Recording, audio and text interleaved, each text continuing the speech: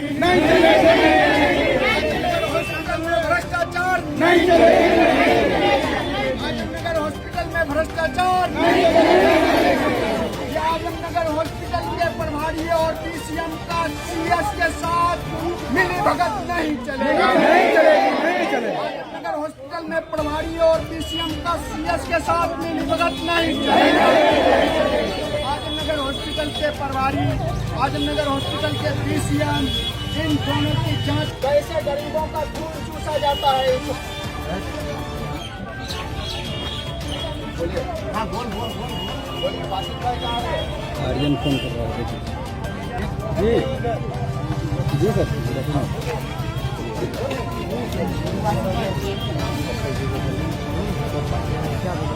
नाम कब लो लेंगे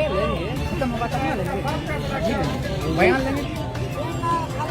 कुर्सी लगा के बैठे जाता है, उठने का नाम नहीं करता है। लगता है बाप पर कुर्सी पर बैठा हुआ, लगता है बाप कुर्सी पर।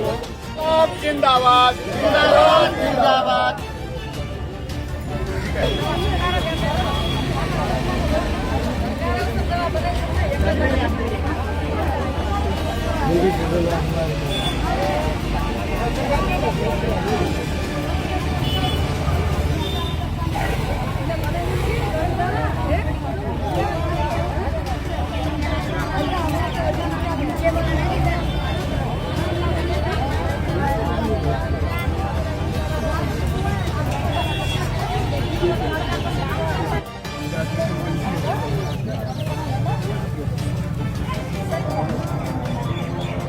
मोबाइल उठा दो, ले जाए पीछे करो मोबाइल, फोटो उठने आए।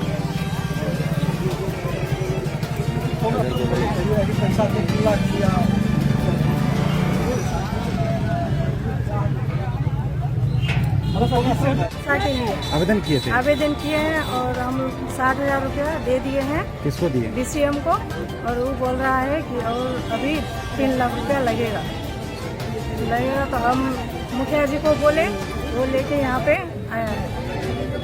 बाली हो जाए। कितना दिए हैं पैसा? 60,000 रुपया। 60,000 जी। कितने दिन पहले दिए? कितना दिन पहले होगा? 1.5-2 महीना। 2 महीना पहले दिए। कितना नंबर वार्ड से हैं आप? कितना नंबर वार्ड से? 14 नंबर वार्ड से। पंचायत धनिया। हम लोग आज से 4 महीना पहले ग्राम सभा की मीटिंग किए थे। उसमें 2 ठो आशा बहाली था। एक को पैसा लेके बहाली कर दिया, दूसरा को नहीं किया। दूसरा का कितना पैसा मांगा? वो वही दिया है जो अपना किया है बहाली। दूसरा क्यों नहीं कर रहा है बहाली? पैसा मांग रहा है। कितना पैसा मांग 3 लाख रुपया। कौन मांग रहा है? सीएम डीसीएम पैसा मांग रहा है, इसीलिए बहाली नहीं हो रहा है। नहीं हो रहा। इसी आक्रोश में आप लोग यहाँ पर बैठे हैं। हाँ, क्या चाहते हैं? हम लोग चाहते हैं कि वही मांग पूरा हो जाए और जिसका पैसा लिया है उसको वो बहाली कर दिया। जिसका नहीं है पैसा, गरीब आदमी, वो कहाँ से ला के देगा तो उसको बहाली करेगा। मतलब उनका बहाली हो जाए। हाँ आप लोग चाहते हैं। जी। अपना परिचय दीजिए आप। धनिया पंचायत के मुखिया रूबी खातून। क्या मामला है? मामला ये है कि मेरा गांव धपरा हुआ, निमोल पंचायत है मेरा, और हमारा वार्ड 13 नंबर वार्ड में जो चयन किया है ना उसका आशा का, तो बगैर चयन किए हुए आना वार्ड सभा किया, ना ग्राम सभा किया, ना आम सभा किया, कुछ नहीं किया। वो अपने मनमाने के तरीके से डीसीएम जो है वो बगैर आम सभा किए उसको चयन कर लिया है। तो हम चाहते हैं कि दोबारा से उसको रिजेक्ट करके, रद्द करके दोबारा से आम सभा कराए वो, और दोबारा चुने वो जो सही प्रतिनिधि है। शिकायत कहीं किए थे? हाँ, हम डीएम साहब से शिकायत किए हैं। वो बोला ठीक है, हम जांच का आदेश दिए हैं, जांच होगा इसका। जांच हो रही है? हाँ, जांच हो रहा है। वो बोला ठीक है, जांच होगा इसका। तो हम बीसीएम से भी कहना चाहेंगे कि वो इतनी से क्या देख रहा है, वो अपने मनमानी तरीके से कर रहा है सब कुछ। ये तो कोई तरीका नहीं जिसकी हुआ। बहाली हुई है आपके अनुसार, हाँ। क्या उससे कोई रकम ली गई है? नहीं, ये हम नहीं बता सकते हैं रकम लिया है कि नहीं लिया है, हम वो नहीं बता सकते हैं, लेकिन मनमाने तरीके से वो किया है। अच्छा, एक चीज आपको पता है? हाँ, आम सभा कराने का अधिकार किसको? डीसीएम को, मुखिया को है, लेकिन वो नहीं कराया। डीसीएम भी नहीं कराया कि आम सभा हुआ कि नहीं हुआ। हम उसको बोले थे कि अगर आम सभा का हाँ बहाली हुआ है, बहाली हुआ है, कुछ नहीं किया ना वार्ड सभा आम सभा। हाँ, मनमानी तरीके से वो चेंज कर लिया। क्या नाम है कैंडिडेट का जिसका बहाली हुआ है? साहिल सुल्ताना। साहिल सुल्ताना। हाँ। कितना number ward? Ward number 13, panchayat Nimol. आपका भी कैंडिडेट होता है? हाँ, हमारा ही। आपकी बीवी? हाँ, बीवी थी, वो भी था लेकिन हाँ उसको रिजेक्ट कर दिया। वो आम सभा कराया ही नहीं, किसी को मालूम ही नहीं है, ना वार्ड सदस्य को मालूम है, जो मेंबर है वहाँ का उसको भी नहीं मालूम है, किसी को नहीं मालूम। हाँ गुलंबर धपरा। हमारे ग्राम पंचायत दनिया में जुलाई में आपका जो है स्वास्थ्य बहाली का लेटर आया है। जुलाई का बहाली अभी तक कंप्लीट नहीं हुआ, जबकि जनवरी खत्म होने को जा रहा है। जुलाई हम लोग अगस्त सितंबर में ग्राम सभा कर लिए। ग्राम सभा किए थे, हमारे यहाँ 2 सीट खाली थी, 10 नंबर और 14 नंबर। तो संबंधित बीसीएम और पदाधिकारी को बोले थे, आए थे ग्राम सभा में, ग्राम सभा हुआ। हम लोग जो भी ग्राम सभा में पारित हुआ, दोनों कैंडिडेट, उनका सारे पेपर डॉक्यूमेंट्स दे दिए बीसीएम साहब को और प्रभारी साहब को। देने के बाद हम लोग निश्चिंत हो गए कि भाई अब हम लोगों ने चयन करके दे दिया है, अब लेटर आएगा, अपना ये लोग काम करेंगे। लेटर दिया हुआ लगभग 4 से 5 महीना हो रहा है, कुछ अब खबर पता नहीं चल रहा है। तो 10 नंबर का जो कैंडिडेट था, उससे पता करने पर पता चला कि उनको ज्वाइनिंग लेटर मिल गया है। बोले ठीक है, अच्छी बात है। हम भी आए यहाँ पर हॉस्पिटल में, पता किए, बोला हाँ उसको मिल गया। तो हम बोले एक 14 नंबर का कैंडिडेट था, उनका क्या हुआ? तो बोल रहा है कि 14 नंबर वाला में क्या कैसे होगा, उसका तो कोई आप पैसे वैसे नहीं दिए हैं। हम बोले पैसा भी लगता है? बोला हाँ पैसा देना पड़ता है, पैसा ऊपर भी देना होगा हमको। कौन कहा ये बात? बीसीएम साहब बोले हैं। मतलब जब तक पैसा नहीं दिया तब तक काम ही नहीं होगा। हम निराश होकर वापस चले गए। हम सोचे उसका बढ़िया पदाधिकारी, यहाँ चिकित्सा पदाधिकारी है शैलेंद्र सर, कल का बात बोल रहे, कल उनसे मिलने आए। कल उनसे मिलने आए तो न ऑफिस में बिठाया, नहीं कहीं सीधे फ्लोर पे लेके गया, टहल रहा है। अब बोल रहा है, बोलिए मुखिया जी बोलिए क्या बात है? बोले कि सर बहाली हुआ था, हमारे यहाँ 2 खाली था, तो हम जो पूरा प्रोसेस करके आपको दे दिए। तो एगो को लेटर आप लोगों ने दे दिया, दूसरे का दिया नहीं। तो बोल रहा है कि नहीं इस संबंध में हमको कुछ मत बोलिए, आप जो है बीसीएम साहब से बात कीजिए।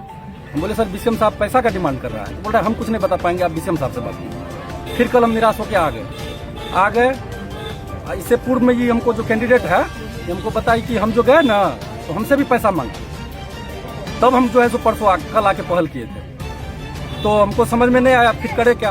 तब इनसे फिर हम बात किए तो बोला कि हमसे पैसा मांग रहा है, हम पैसा तो दे नहीं पाएंगे, तब क्या किया जाए। तब जो है सो हम पूरे पंचायत में जो है इस तरह का बात बोले कि देखिए हम लोग जो ग्राम सभा किए थे, तो उस ग्राम सभा को मान्य नहीं दे रहा है, उसकी वैलिडिटी की कोई मतलब गुंजाइश ही नहीं है। तो इसलिए जो है सो पदाधिकारी पैसा मांग रहा है, पैसा देंगे तब होगा, नहीं तो नहीं होगा। मांग है कि इसको जो हम लोगों ने ग्राम सभा से चयनित करके दिया है, उनको ज्वाइनिंग लेटर दे दीजिए, हम लोग यहाँ से उठ जाएंगे। इनका पैसा लिया, पैसा वापस करिए, बात खत्म है। हम हाँ, मेरा नाम एमडी नौशाद आलम, मुखिया प्रतिनिधि दनिया। स्वास्थ्य केंद्र आजमनगर के गेट पर जो बैठे हुए धरना प्रदर्शन पे आक्रोशित लोग हैं, हम उनके साथ हैं। इस हॉस्पिटल में बीसीएम के द्वारा लगातार लंबे समय से भ्रष्टाचार किया जा रहा है। आशा बहाली के नाम पर अभी भारी भरकम अवैध उगाही की गई, जिसको लेकर जिला पदाधिकारी महोदय को ज्ञापन लिखा गया है, ज्ञापन दिया जाएगा।